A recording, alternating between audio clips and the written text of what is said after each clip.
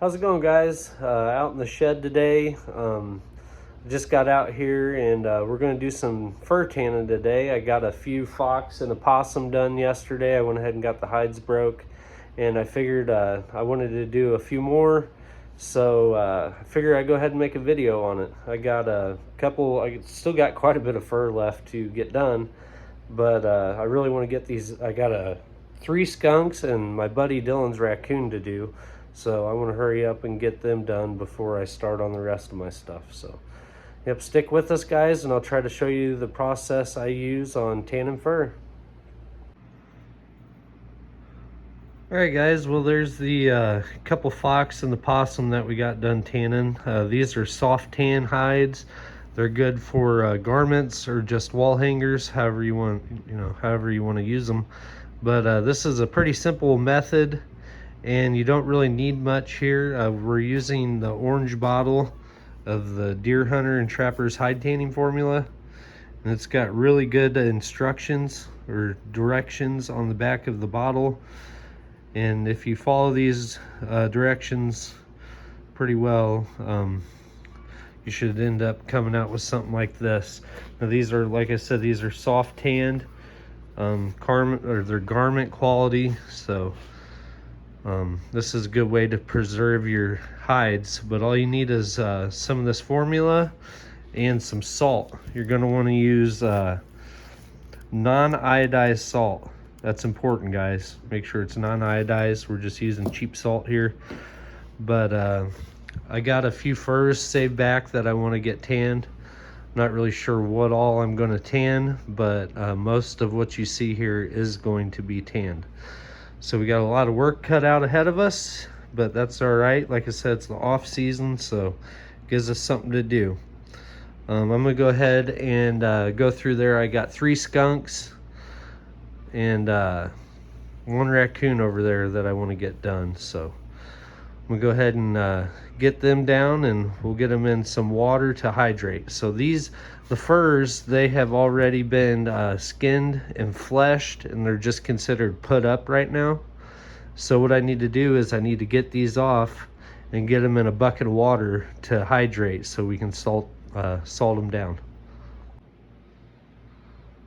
Alright, guys, well, we just got our raccoon and 3 skunks put in the bucket here.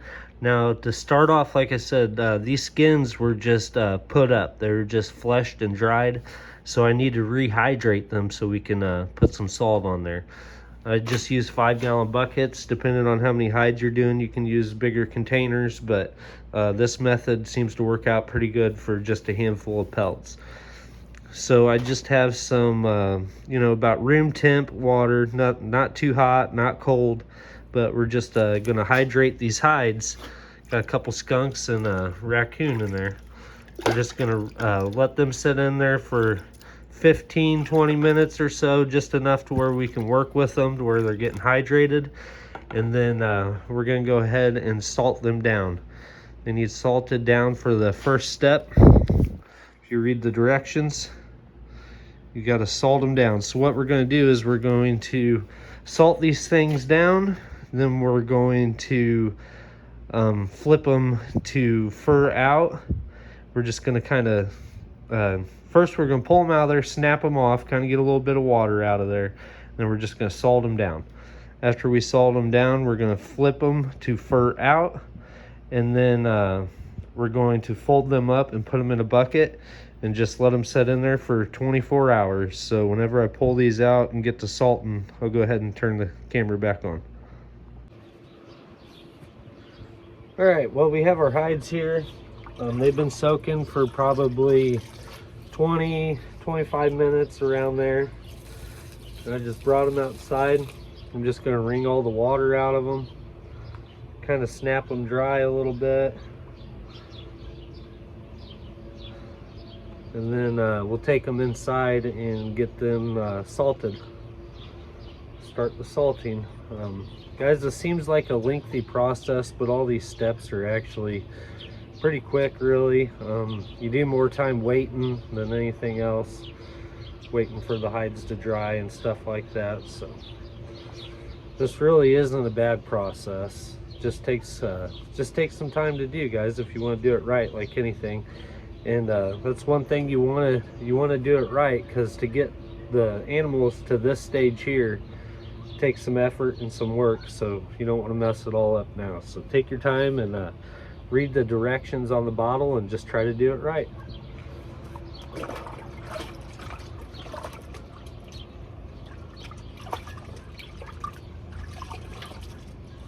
So I'm just going to wring the skunk out a few times and snap them dry. Not real dry, just kind of get some of the extra water out of there, so he's not setting in a bunch of water while he's salting.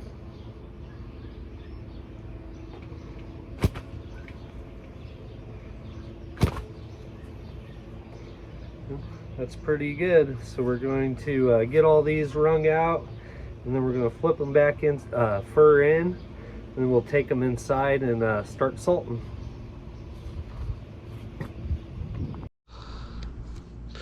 Alright guys, so we got all our hides snapped off after we rehydrated them, and now it's time to salt them for the first time.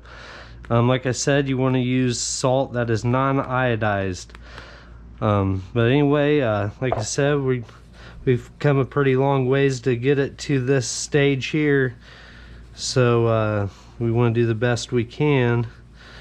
So make sure you salt these things really well, guys. Salt them really well, and you know, that'll help you. The purpose of tanning a hide is to preserve what natural oils are left in it after you strip all the oils out and replace it with synthetic oil. After you do that, you're kind of stabilizing what's left and making these furs turning it into leather, so you can work with it. You could make garments, wall hangers, whatever you want to do with it, guys. It helps it stick around a little bit. So we're going to salt this guy very well, and if it doesn't seem like the salt is sticking to it, rehydrate it for a little longer. You know, it's not going to hurt. You're just going to waste a little bit of salt, but the salt's pretty cheap. It's only, I think this was like 95 cents for a pound. So yep, we're just gonna salt this guy up. Kind of work that salt in there. Get the nose really well. Make sure the sides are good. Then all we're going to do is flip this guy fur side out. You want to let the salt kind of set on itself and really work itself in there. So we're just going to flip it. And then I got a 5-gallon bucket down here that's got some holes drilled in it. And we're just going to set it in that. Set it in there for 24 hours. Let it do its thing.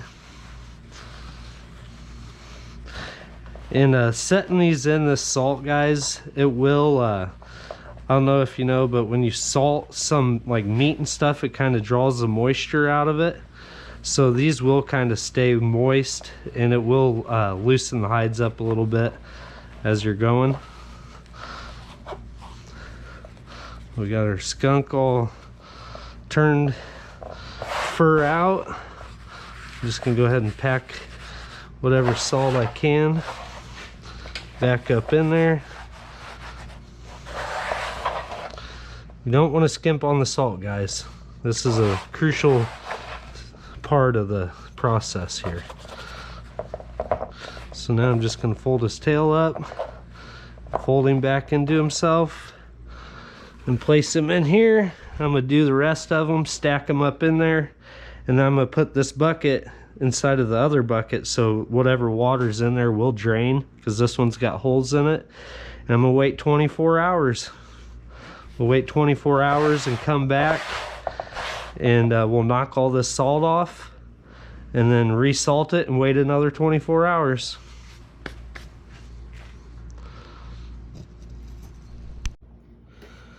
All right, well, we got our 3 skunks and our coons all salted down. They're folded first side out, and they are going to set in the this bucket for 24 hours. I got holes in the bottom of this bucket so whatever water can drain off into there. So yeah, we're gonna let them sit there until tomorrow, and then we'll knock all the salt off and resalt them.